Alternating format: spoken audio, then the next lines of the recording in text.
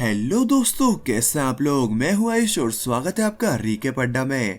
तो आज हम कवर करेंगे फिलहाल में ही रिलीज हुई पुष्पा मूवी को। तो चलिए शुरू करते हैं। तो मूवी की शुरुआत में हमें बताया जाता है कि लाल चंदन की लकड़ी को इंडिया से जापान तक कैसे स्मगल किया जाता है। जापान में एक रिवाज है कि दूल्हा अपनी दुल्हन को शादी में महंगे तोहफे देता है। ये जापानी बाजा बहुत ही खास और महंगा है क्योंकि ये खास लकड़ी से बनता है, लेकिन ये लकड़ी जापान में कहीं नहीं मिलती। ये लकड़ी चाइना से जापान में स्मगल होती है। चाइना तक ये लकड़ी चेन्नई से पहुंचती है, जहां पर इन लकड़ियों को मद्रास से ट्रक्स पहुंचाते हैं। इस लकड़ी के लिए इतनी माथापच्ची सिर्फ इसलिए की जाती है क्योंकि ये लकड़ी पूरी दुनिया में सिर्फ शेरशाह चिल्लम के जंगलों में ही पाई जाती है। फिर हम पुष्पा को देखते हैं, जिसका पूरा नाम पुष्पराज है। पुष्पा लाल चंदन की लकड़ियों को ट्रक में भरकर ले जा रहा होता है, लेकिन पुलिस उसे पकड़ लेती है। तो पुष्पा पुलिस वालों को थोड़ा धोता है और हर पुलिस वाले को 10 लाख रुपए रिश्वत देकर वहां से निकल जाता है। फिर हमें 1 साल पहले का सीन दिखाया जाता है, जहां पर पुष्पा एक जगह पर मजदूरी का काम करता है। ब्रेक मिलने पर वो आराम से एक टांग के ऊपर दूसरी टांग रखकर नाश्ता कर रहा होता है। तभी वहां पर वहां का मालिक आता है। वो पुष्पा को ऐसे बैठे देखकर उसे ढंग से बैठने के लिए कहता है और अगर उसने ऐसा नहीं किया तो उसे काम से निकाल दिया जाएगा।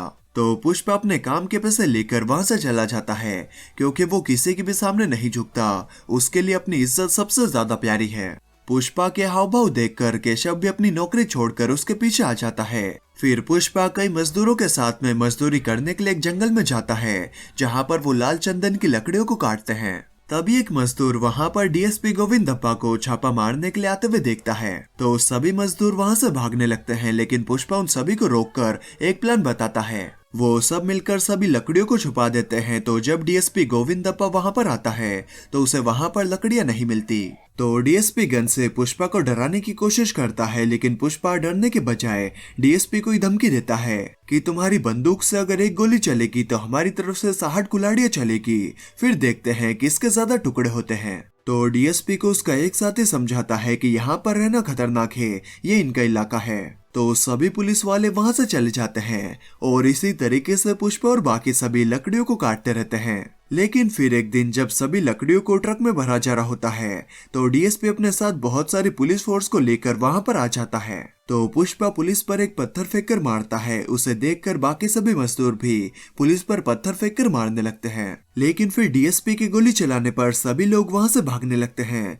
उसी वक्त पुष्पा उस ट्रक को लेकर वहां से भागने लगता है, जिसमें सभी लाल चंदन की लकड़ियां हैं। पुलिस भी उन सभी का पीछा करती है, लेकिन पुष्पा उस ट्रक को कहीं पर छुपाकर पुलिस के सामने आ जाता है।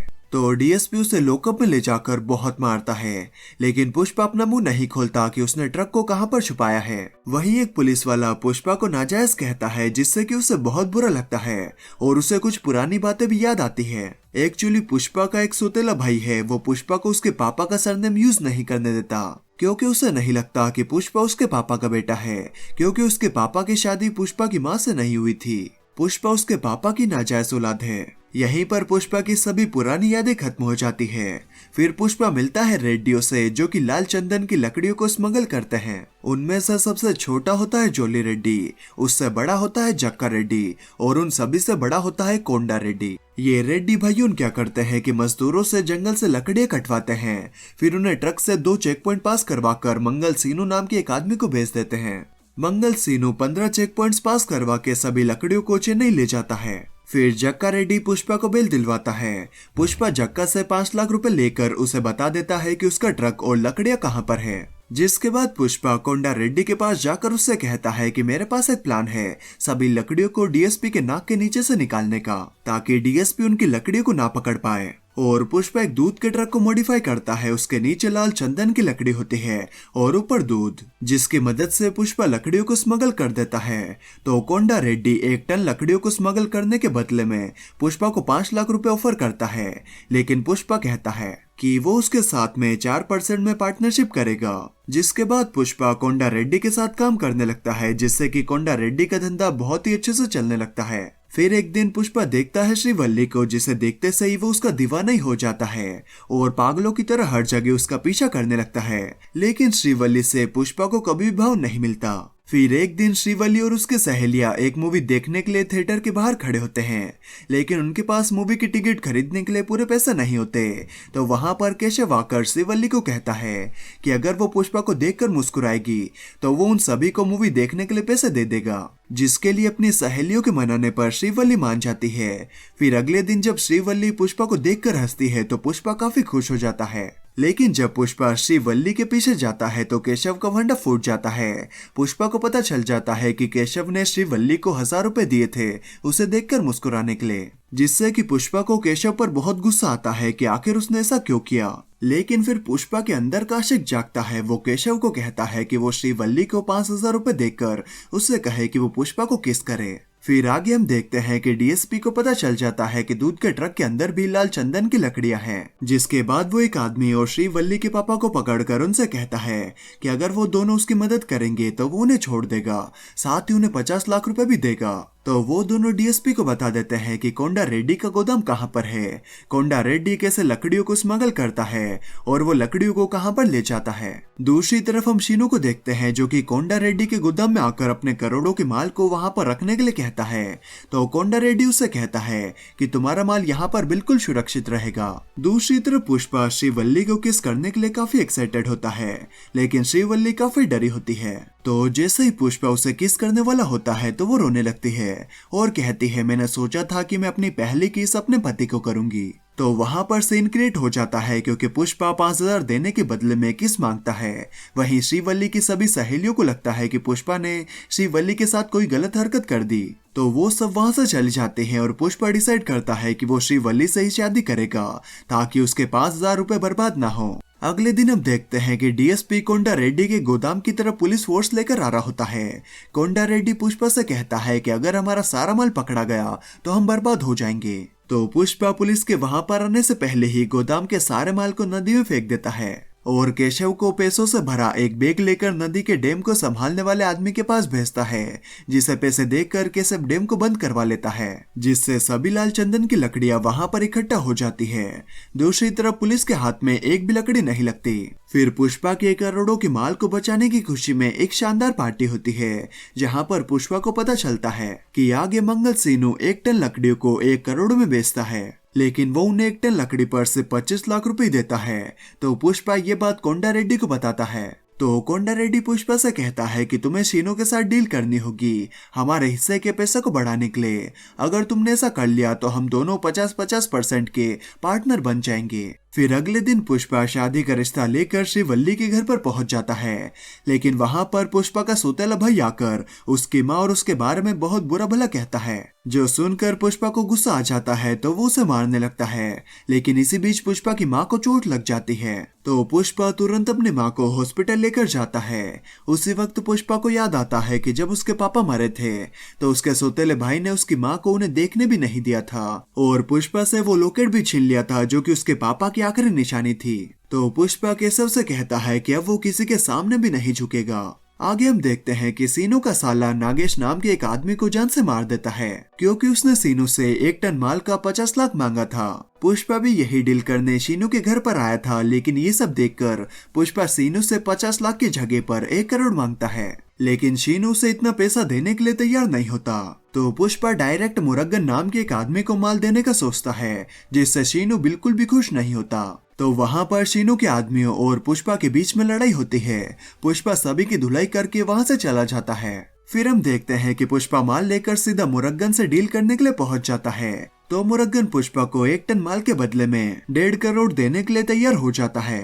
तो पुष्पा ये बात कोंडा रेड्डी को बताता है, जिसके लिए थोड़ा सा सोचकर कोंडा रेड्डी मान जाता है। दूसरी तरफ जोली रेड्डी को पता चल जाता है कि श्रीवल्ली के पापा और एक आदमी डीएसपी की मदद कर रहे हैं, तो वो श्रीवल्ली के पापा को छोड़कर दूसरे आदमी को मार देता है। फिर जब श्रीवल्ली अपने पापा को लेने के लिए आती है तो जोली रेड्डी श्रीवल्ली से कहता है कि आज रात को मस्त तैयार होकर मेरे पास आ जाना मेरे साथ रात बिताने के लिए, तभी तुम्हारे पापा जिंदा मिलेंगे। तो श्रीवल्ली तैयार होकर पुष्पा के पास जाती है और उसे बता देती है कि वो उससे बहुत प्यार करती है, वो बस अभी तक उसे ये बात बता नहीं पा रही थी। तो पुष्पा उसे गले लगा लेता है। फिर वो दोनों जोली रेड्डी के पास जाते हैं। वहां पर पुष्पा जोली रेड्डी की धुलाई कर करके उसका अंग अंग तोड़ देता है। जिसके बाद पुष्पा श्रीवल्ली और उसके पापा को उनके घर पर लेकर जाता है, जहां पर श्रीवल्ली पुष्पा को किस करती है। फिर अगले दिन कोंडा रेड्डी जोली को देखने के लिए हॉस्पिटल जाता है, लेकिन जोली कोंडा रेड्डी को नहीं बताता कि उसकी ये हालत किसने की। दूसरी तरफ पुष्पा पैसे गिनते हुए केशव से जोली रेड्डी को मारने की बात कर रहा होता है। तभी वहां पर कोंडा रेड्डी आता है। वो पुष्पा को तिरुवनंतपुरम से पैसे लाने के लिए कहता है। उसके जाने के बाद में केशव को ऐसा लगता है कि कोंडा रेड्डी ने उनके जोली को मारने की बात सुन ली, लेकिन पुष्पा कहता है कि उसने कुछ भी नहीं सुना होगा। जिसके बाद पुष्पा कोंडा रेड्डी के साथ में पैसे लेने के लिए जाता है।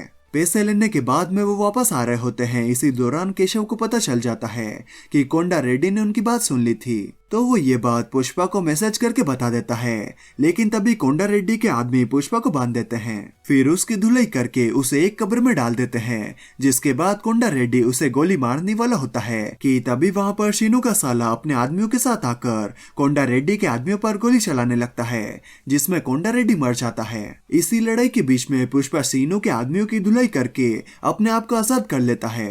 दूसरी तरफ शीनू का साला जक्का रेड्डी को मारने वाला होता है कि तभी वहां पर पुष्पा आकर सभी की धुलाई करने लगता है। जिसके बाद पुष्पा शीनू से बात करते हुए ही उसके साले को गोली मार देता है। फिर हम देखते हैं कि कोंडा रेड्डी का क्रियाक्रम चल रहा होता है, जहां पर एमएलए शीनू, पुष्पा, जक्का रेड्डी और बाकी सभी लोग भी बैठे होते हैं। यहाँ पर शीनू और जक्का रेड्डी के बीच में लड़ाई होने वाली होती है, लेकिन एमएलए उन दोनों को शांत कर देता है। पुष्पा वहां पर सभी को बता देता है कि शीनू एक टन माल को कितने में बेचता है और उन सभी को कितना पैसा देता है। जिसके बाद पुष्पा शीनू की जगह लेकर सिंडिकेट का सारा माल संभालने के लिए कहता है, तो एमएलए इसके लिए मान जाता है। जिसके बाद पुष्पा सिंडिकेट का सारा माल संभालने लगता है। वहीं दूसरी तरफ शीनू की ही पत्नी उसे मारने की कोशिश करती है, क्योंकि शीनू ने अभी तक उसके भाई की मौत का बदला पुष्पा से नहीं लिया। दूसरी तरफ डीएसपी अपना इस्तीफा दे देता है। वहीं जोली रेड्डी भी पुष्पा से अपना बदला लेने के लिए काफी बेचैन होता है और शीनू की पत्नी भी सही मौके की तलाश में होती है। फिर हम देखते हैं नए एसपी भंवर सिंह शेखावत को, जो कि कुछ लोगों को पकड़कर पुलिस स्टेशन ले जा रहा होता है। लेकिन जब वो अपनी सीट को पीछे नहीं कर पाता तो जगह बनाने के लिए वो उनमें से 2 लोगों को मार देता है। वहीं जैसे ही पुष्पा को नए एसपी के बारे में पता चलता है तो वो उसे अपनी शादी का न्योता देने के लिए और 1 करोड़ रुपए रिश्वत देने के लिए उसके पास पहुंच जाता है। लेकिन वहां पर एसपी पुष्पा को जलील करता है उसके पापा और सरनेम के बारे में पूछकर, जिसकी वजह से पुष्पा को बहुत गुस्सा आता है। लेकिन पुष्पा उस वक्त कुछ भी नहीं करता। जिसके बाद पुष्पा वैसा ही करता है जैसा एसपी उसे करने के लिए कहता है। तो केशव को समझ में नहीं आता कि पुष्पा ऐसा क्यों कर रहा है। फिर हमें उस दिन का सीन दिखाया जाता है जब पुष्पा की शादी होने वाली है, लेकिन पुष्पा मंडप में होने के बजाय एसपी के साथ पैक मार रहा होता है। वहीं पर एसपी से बात करते हुए पुष्पा उसे वो सभी बातें याद दिलाता है जो बोल बोल कर उसने पुष्पा को जलील किया था। जिसके बाद वो एसपी को जलील करने के लिए वहीं पर उसके कपड़े उतरवाता है और अपने कपड़े भी उतार कर एसपी से कहता है कि ब्रांड का असली मतलब कपड़ों से नहीं बल्कि आदमी के कैरेक्टर से होता है। जिसके बाद पुष्पा अपनी शादी में भी बिना कपड़े पहने ही चला जाता है। दूसरी तरफ एसपी बड़े गुस्से में पुलिस स्टेशन पहुंचकर वो सारे पैसे जला देता है जो कि पुष्पा ने उसे दिए थे। फिर वो जोर जोर से हंसने लगता है। वहीं शादी के मंडप में जब श्रीवल्ली पुष्पा से पूछती है कि बात ज्यादा आगे तो नहीं बढ़ी, तो पुष्पा कहता है बात आगे नहीं बढ़ी बल्कि हद से आगे बढ़ गई है। इन दोनों की शादी के साथ ही पुष्पा मूवी यहीं पर खत्म हो जाती है। ये पुष्पा का फर्स्ट पार्ट था, इसका सेकंड पार्ट भी आएगा। तो आपको ये मूवी कैसे लगी मुझे कमेंट करके जरूर बताएं। और यहाँ तक आए हो तो वीडियो तो अच्छी लगी होगी यार, तो लाइक और सब्सक्राइब भी कर देना। बाकी अगर आप लोगों को एनीमे देखने का भी शौक है तो आप मेरे दूसरे चैनल रीकैप एनीमे को भी सब्सक्राइब कर सकते हैं। तो चलिए मैं मिलता हूँ आपसे अगले वीडियो में, तब तक के लिए bye bye and take care.